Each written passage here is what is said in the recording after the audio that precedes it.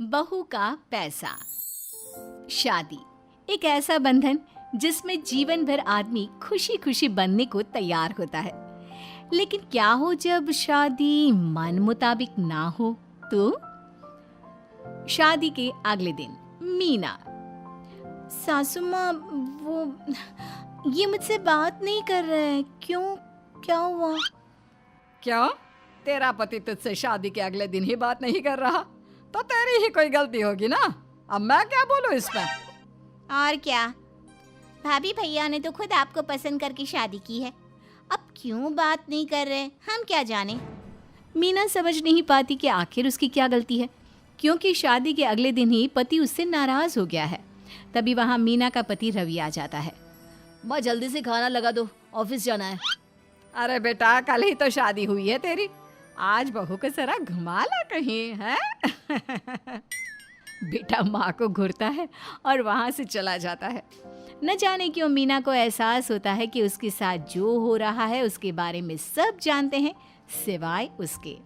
पति रात को काफी लेट आता है। मीना दरवाजा खोलती है। आ गए आप? देर हो गई, चलिए मैं खाना लगाती हूँ।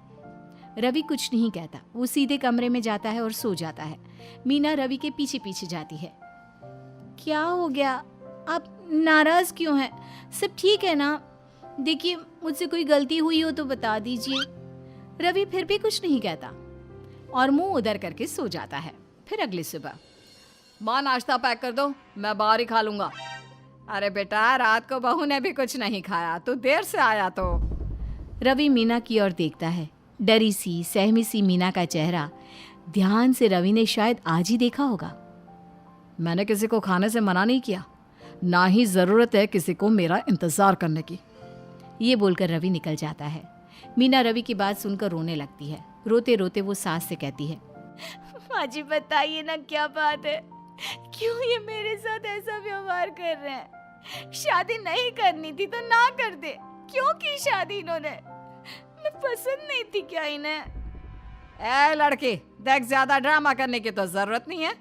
शादी प्यार व्यार से नहीं होती और जरूरत नहीं है ये सब बात अपने माँ के घर में भी बताने की। जा काम कर चुपचाप। और भाभी, अपनी वो महंगी वाली साड़ी है ना, वो जरा निकाल के रख देना।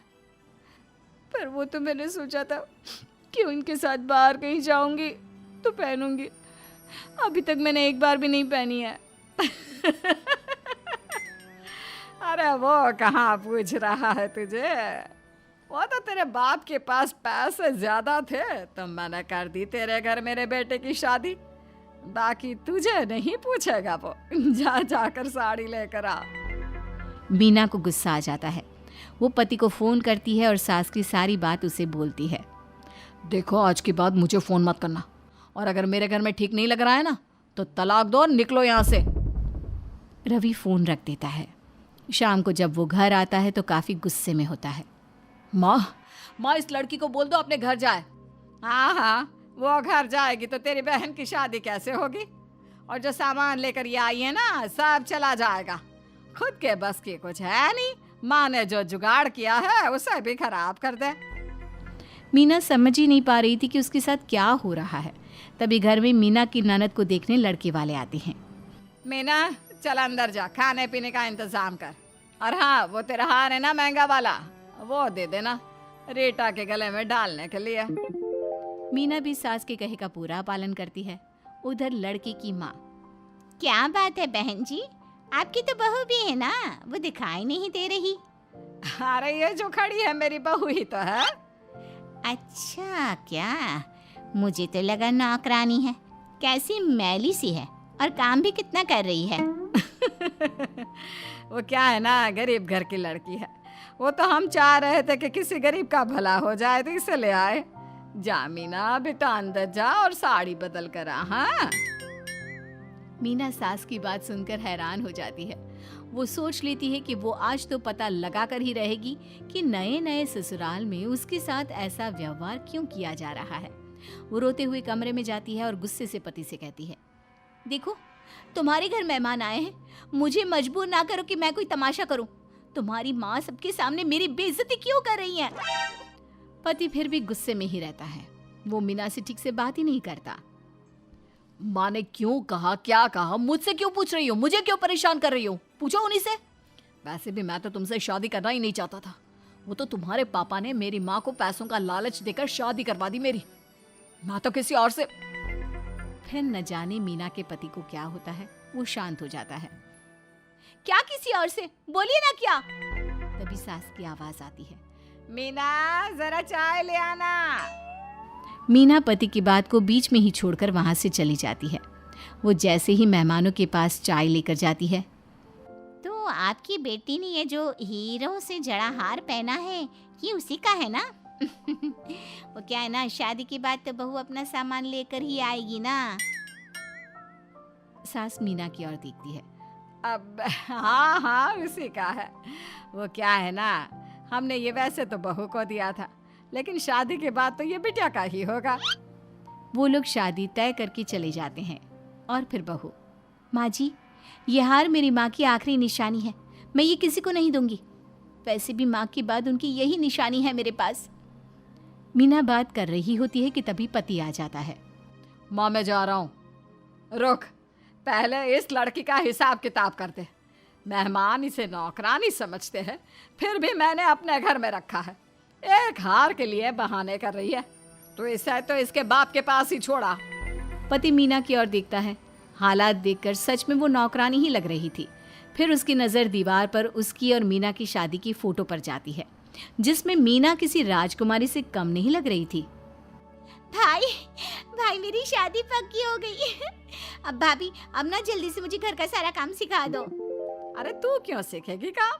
सास को साफ कह देना कि नौकरानी रखे। तुझे मैंने रानी की तरह पाला है। तेरे हाथ देख, किसी मासूम सी बच्ची के कोमल से हाथ जैसे लगते हैं। ये हाथ बर्तन धोने के लिए थोड़ी ना है। मीना को भी अपनी माँ, अपना घर याद आता है। चलो मीना, मैं तुम्हारे घर छोड़ देता हूँ। इस बार मीना भी न जाने क्यों ससुराल में नहीं रुकना चाहती थी। वो सारा सामान पैक कर रही होती है कि तू चली जाएगी तो घर का काम कौन करेगा? अरे माँ, तूने ही तो कहा कि। अरे वो तो मैंने गुस्से में कहा था। माँ जी, अब सामान पैक कर लिया है तो 2 दिन के लिए मुझे जाने दीजिए। अच्छा ठीक है, लेकिन पहले झूठे बर्तन धो ले और रात की सब्जी बना कर जा। मीना चुपचाप किचन में चली जाती है और सारा काम करके पति के साथ मायके जाती है। ठीक है, 2 दिन बाद आऊँगा। अंदर तो चलिए, अच्छा नहीं लगता, पापा भी मिल लेंगे आपसे। तभी मीना के पिता वहाँ आते हैं। अरे बेटा वाह, आज का दिन बड़ा अच्छा है जो तुम दोनों को साथ साथ देखने को मिला। पापा, मीना 2 दिन यहीं रहेगी। पति बाहर से मीना का घर देखता है। घर क्या, आलीशान बंगला। पिता के पास इतनी दौलत कि मीना को एक कप चाय के लिए भी बिस्तर से ना उतरना पड़े।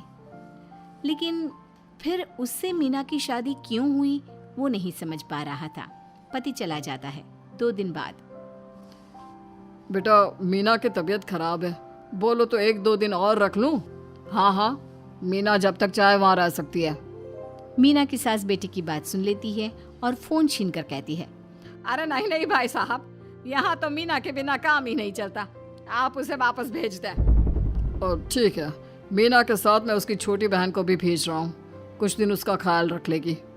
शाम को मीना अपनी छोटी बहन के साथ ससुराल आ जाती है। क्या बात है दीदी, आप कैसे इस घर में रह लेती है? इतनी छोटे घर में मैं तो कभी ना रह पाऊँ। मीना का पति उसकी छोटी बहन की बात सुन लेता है। अगले रोज मीना घर का काम कर रही होती है कि अरे दीदी, इतना काम? तुम नौकर हो क्या? घर में तो पापा तुम्हें एक काम नहीं करने देते थे, और यहाँ तुम खुद को तो देखो कैसी हो गई हो, न बाल ठीक से न नाखून। दीदी, आप तो अपने कपड़े में एक सिलवट नहीं आने देती थी, और ये ससुराल में क्या हाल बना रखा है। मीना का पति फिर बहन की बात सुनता है, लेकिन वो उसे इग्नोर करके जा रहा होता है कि उसके कान में मीना की आवाज़ आती है। मेरे पति बहुत अच्छे इंसान हैं, पूरे घर की जिम्मेदारी उनके सर पर, ऊपर से बहन की शादी। पता है, वो अपने लिए भी कुछ नहीं करते, ऊपर से न जाने क्यों मुझसे नाराज़ भी हैं। लेकिन मुझे पता है एक दिन सब ठीक हो जाएगा। मीना की बात सुनकर उसके पति की आंख में आंसू आ जाते हैं। वो कमरे में मीना के पास जाता है, जहाँ सास और मीना के ननद भी होते हैं। मुझे माफ़ कर दो मीना, मैंने जाने अनजाने में तुम्हें बहुत दुख दिया। तुम तो एक प्यारी सी गुड़िया थी, मैंने ना तुम्हारी इज्जत की, ना मान सम्मान प्यार दिया, लेकिन फिर भी तुम मेरे लिए चुपचाप सब सहती रही। लेकिन अब से तुम इस घर की रानी हो। मीना पति के गले लग जाती है और अब सास सास की तो हिम्मत ही नहीं कि वो मीना को कुछ कह पाए।